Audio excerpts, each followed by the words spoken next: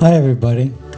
My name is Alan Fisher, and the program is called Two Different Worlds. I'll tell you a bit about my world.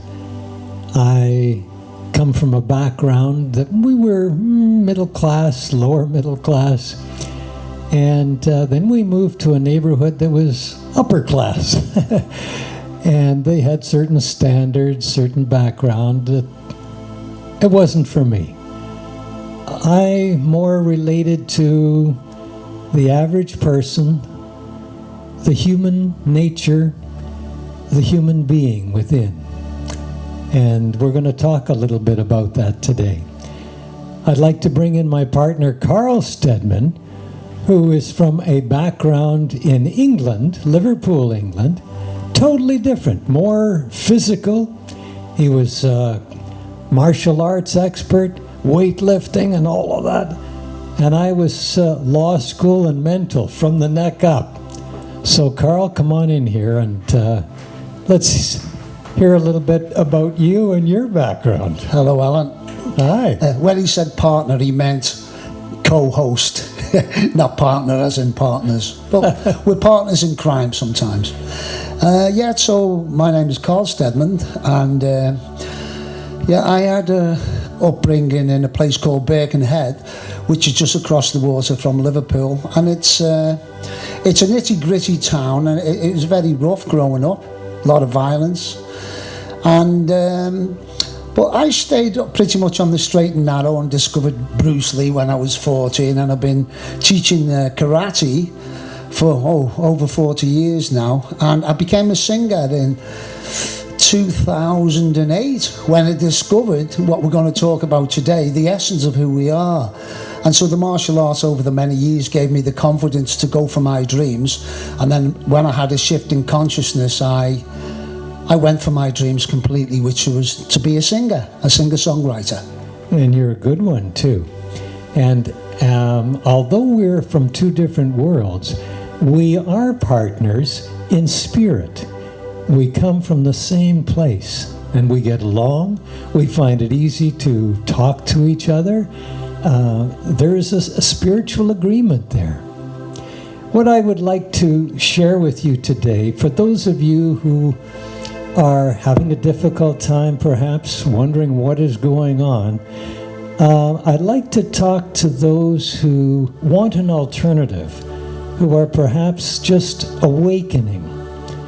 Both of us had that awakening. You mentioned in 2006? 2005. 2005. Yeah, around that time. Okay. And mine was quite a while before that.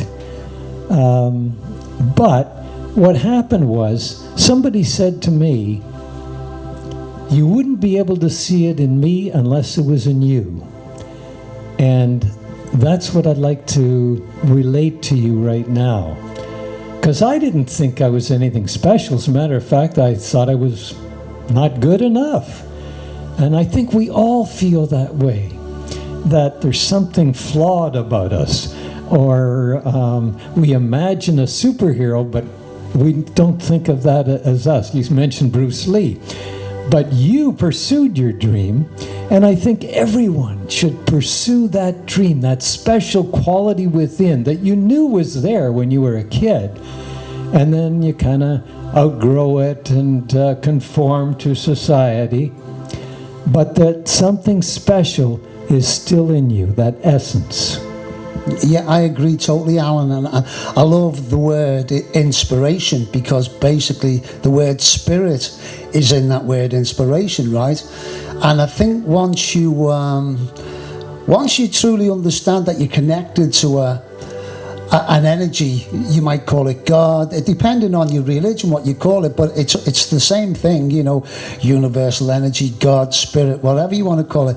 Once you start living from that, it gives you the total confidence, because you've got the universe, you've got God flowing through you, right?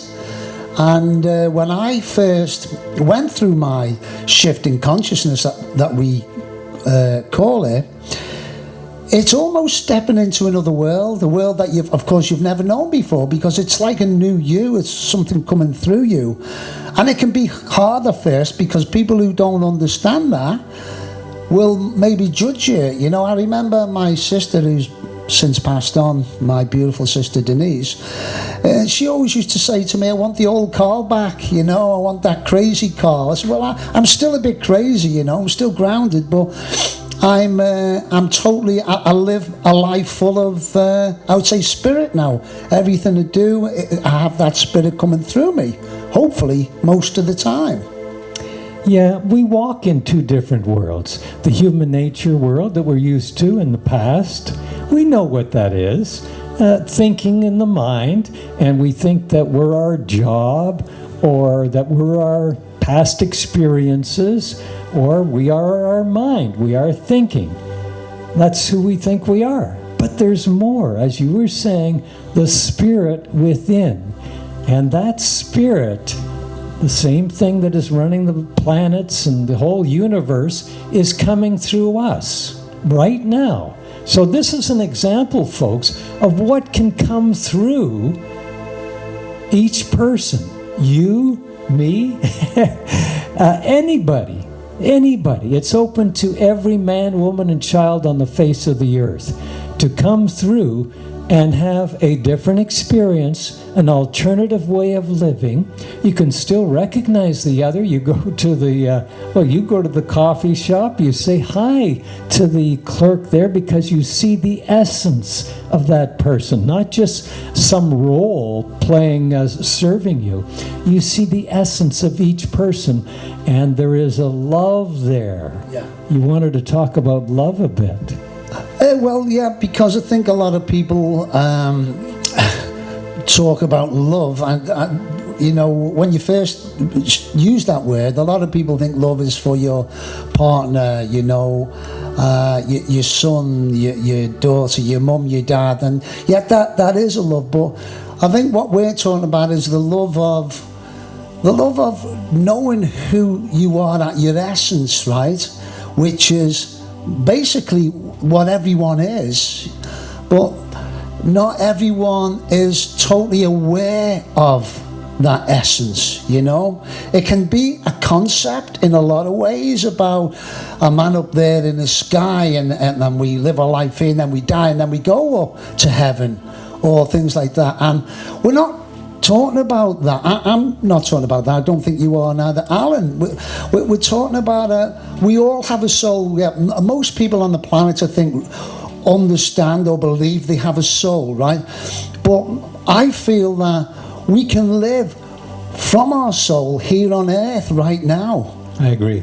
And when we have that knowing, I mean, I was lucky to have a mystical experience, and so it was never a concept to me after that. I knew that I was a soul having a human experience, a spiritual being having a human experience. So I knew from that essence all the words that Jesus and Buddha and many masters have spoken about, which again, I know I say this all the time, that quantum physics proves as well, Alan. Yes, that essence coming through, that spirit coming through. We're human beings, but we haven't really recognized the being aspect of ourselves. That's what we're talking about. The essence, the spirit coming through. And we are reversing millions of years of using this and identifying with this. So that's a whole different dimension, as you were saying. You know, a second world, a two different world, but you can live in both. And realize that you are the beingness. When you say, I am, what does that mean? Your being, your soul, as Carl was saying, your spirit coming through. The same thing that grows flowers and trees is growing you. You were a little kid once, but you grew and grew and grew. Life knows what it's doing. It has design and purpose. So if you see something in us, it's in you too. It's in you to do, and all you need to do is wake up to that. That's what we're talking about, a shift in consciousness or awakening. awakening from the sleep of a boring job or trying to pay the mortgage and going to work and driving down the street. There's more to it than that. Look at the trees. Look at that spirit coming through you. You can't see it, but you can feel it. And that's what we're talking about. Let me ask you a question, Alan, then. So for people who are watching and they might not quite understand what you're saying. Is there a way to get there? Is there anything that you can do? I mean, I can suggest one thing, which is quietening down the mind. I mean, I've got a radio show called The Joy of Being every Thursday. And on this week's show, I spoke about that, quieting down the mind, because there's a saying, I think it was Neil Donald Walsh who said it, that God speaks to everyone, God or universal consciousness or whatever you want to call it, but not everyone is quiet enough to hear them whispers. So that's what one thing I would say. What would you say to anyone listening who don't understand how to get to that point? Well, you're on the radio now. You're a singer. I was on the radio. I was a disc jockey. And as you were saying, you have to be able to receive that channel. You have to tune into that channel so that the essence can come through. And the best way to tune in, as you were saying, is to be still, calm, and just listen. Don't think. You don't have to think. Let that stillness take over, and realize that you are more than what you have been up till now. Life is more. That magnificent you that you thought you were as a child, with all the potential and the way you thought the world was going to be.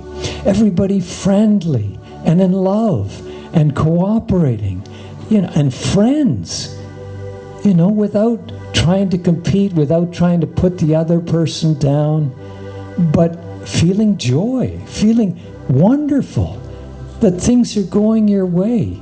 And you worry about accidents, and we take out life insurance, and we're afraid of viruses coming through the air.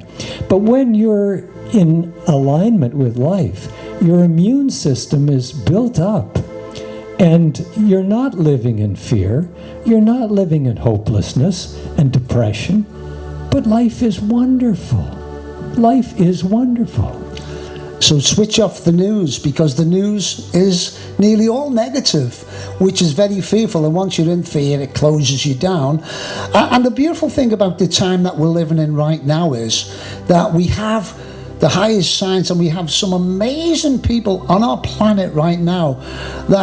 And if you check some of these people out, Joe Dispenza, Bruce Lipton, Dr. Emoto, who proved about energy. Everything is energy. And again, as I spoke about on my show yesterday, we do not live in a Newtonian world, Alan, where it says that matter is primary and that's all it is. It's been proven now through the highest science that no, that's not true. Energy. Everything is energy. Our thoughts are energy. So everything, 7 billion people who are believing in a scary thing, we are creating that type of thing. We have to imagine, as John Lennon said, imagination. Einstein said it's more important than knowledge. So we have the science now, but we do not see a lot of these things on mainstream TV, do we, Alan? No, it's all negative, and thinking is negative. This self-criticism that goes on in your head all the time, that's the mind thinking. You can change that.